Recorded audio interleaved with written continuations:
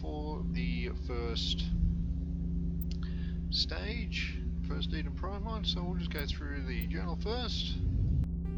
Now it is sorted out into missions and sorted out into assignments. Now as you can see, we've got no assignments there. So with the mission, we spoke with the captain. This was aboard the Normandy here. We got to the dig site, continued on to the dig site where we found out the beacon had moved. We'd spoken with the scientists up at the camp. We've gotten to the spaceport, found out the nice shot. We've taken the train, and which will not update until we've collected the investigates on the Prothean beacon there.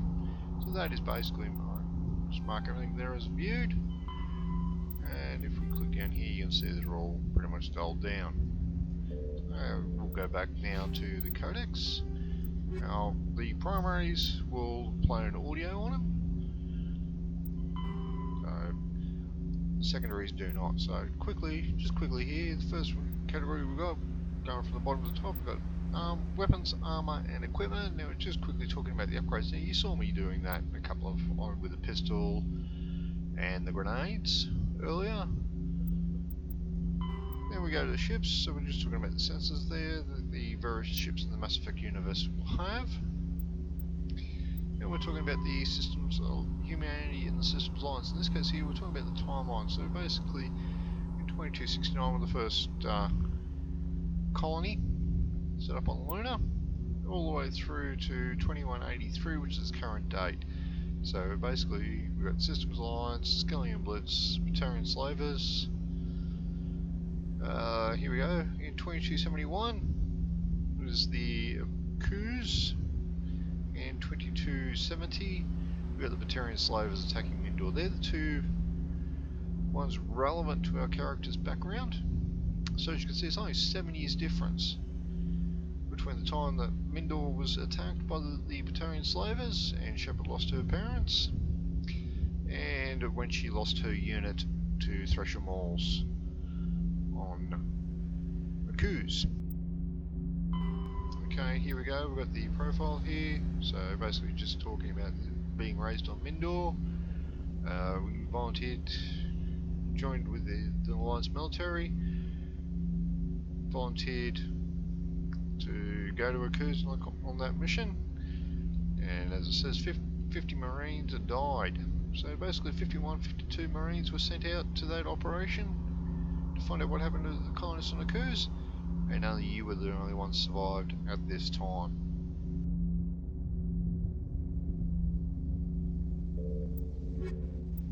Okay, now we're going to let these guys play out. I'm going to go from the bottom to the top.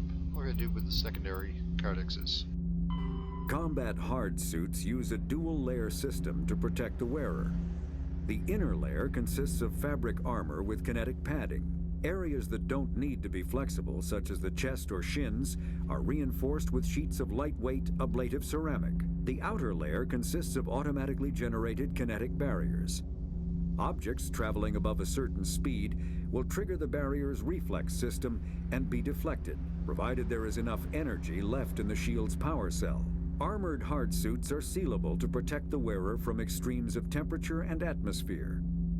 Standard equipment includes an onboard mini-frame and a communications, navigation, and sensing suite. The mini-frame is designed to accept and display data from a weapon's smart targeting system to make it easier to locate and eliminate enemies.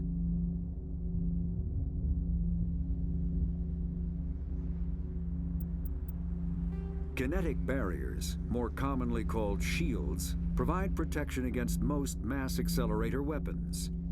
Whether on a starship or a soldier's suit of armor, the basic principle remains the same. Kinetic barriers are repulsive mass effect fields, projected from tiny emitters.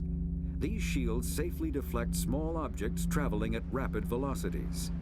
This affords protection from bullets and other dangerous projectiles, but still allows the user to sit down without knocking away their chair. The shielding afforded by kinetic barriers does not protect against extremes of temperature, toxins, or radiation.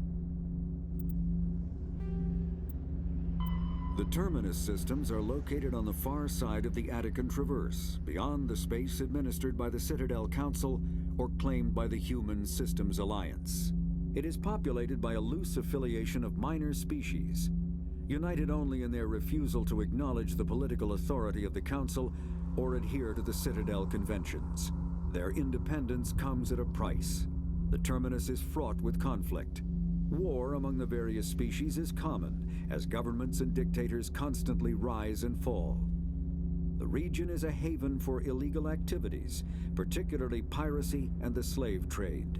At least once a year, a fleet from the terminus invades the nearby Attican Traverse.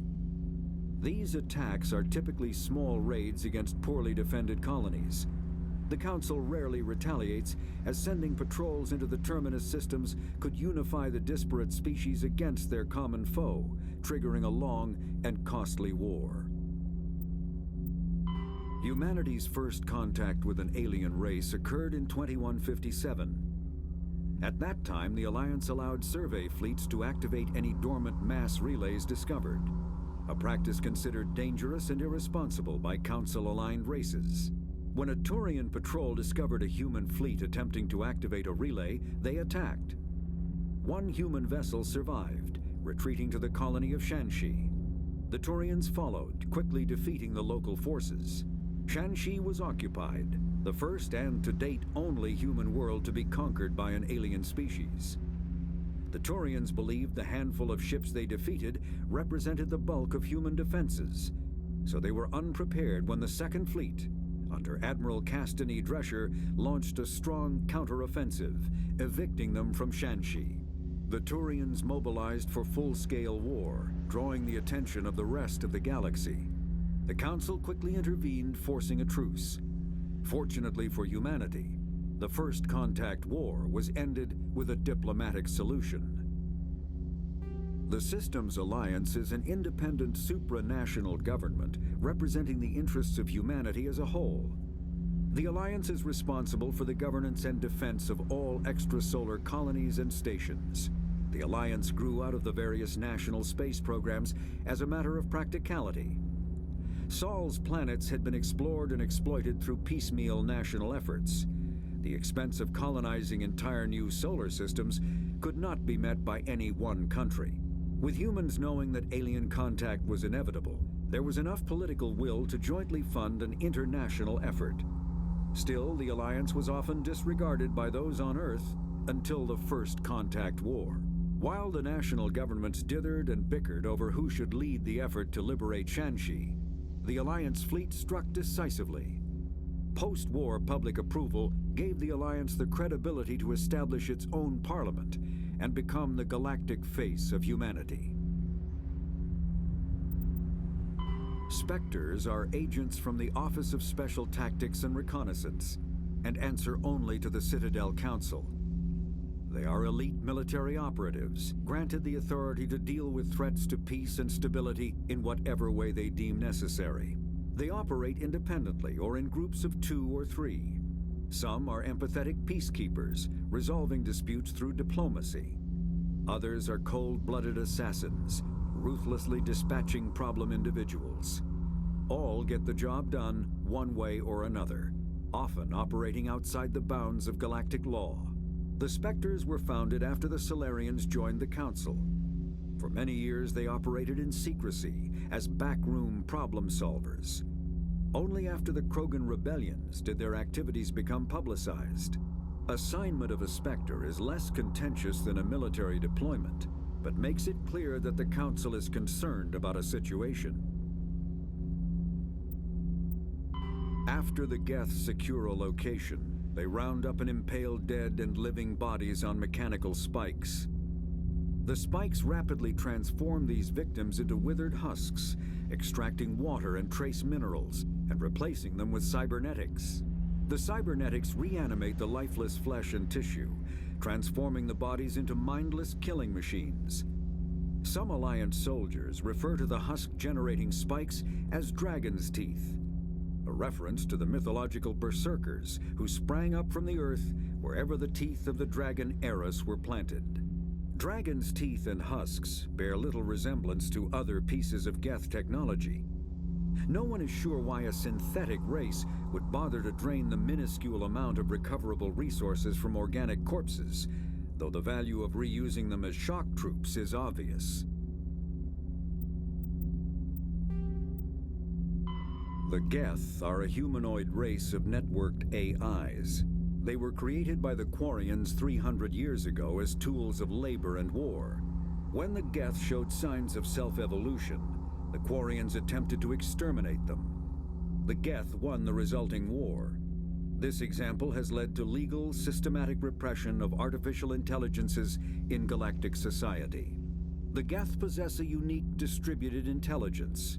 An individual has rudimentary animal instincts, but as their numbers and proximity increase, the apparent intelligence of each individual improves.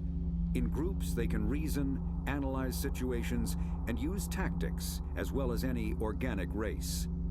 Geth space is located at the trailing end of the Perseus Arm, beyond the lawless Terminus systems. The Perseus Veil, an obscuring dark nebula of opaque gas and dust, lies between their space and the Terminus systems. 50,000 years ago, the Protheans were the only spacefaring species in the galaxy. They vanished in a swift galactic extinction. Only the legacy of their empire remains. They are believed to have built the mass relays and the Citadel, which have allowed numerous species to explore and expand throughout the galaxy. Prothean ruins are found on worlds across the galaxy. While surprisingly intact for their age, functioning examples of Prothean paleotechnology are rare. Time and generations of looters have picked their dead cities and derelict stations clean. Some believe the Protheans meddled in the evolution of younger races. The Hanar homeworld of Kaje, for example, shows clear evidence of former Prothean occupation. The presence of a former Prothean observation post on Mars has caused a rebirth of interventionary evolutionists among humans. These individuals believe the god myths of ancient civilizations are misremembered encounters with aliens. Roughly 1,200 years ago, the Turians were invited to join the Citadel Council to fulfill the role of galactic peacekeepers. The Turians have the largest fleet in Citadel space, and they make up the single largest portion of the Council's military forces. As their territory and influence has spread, the Turians have come to rely on the Solarians for military intelligence and the Asari for diplomacy. Despite a somewhat colonial attitude towards the rest of the galaxy, the ruling hierarchy understands they would lose more than they would gain if the other two races were ever removed. Turians come from an autocratic society that values discipline and possesses a strong sense of personal and collective honor. There is lingering animosity between Turians and humans over the First Contact War of 2157, which is known as the Relay 314 incident to the Turians. Officially, however, the two species are allies, and they enjoy civil, if cool, diplomatic relations. Alright, as that was the last of the codexes there. We've got no more, none of the secondaries.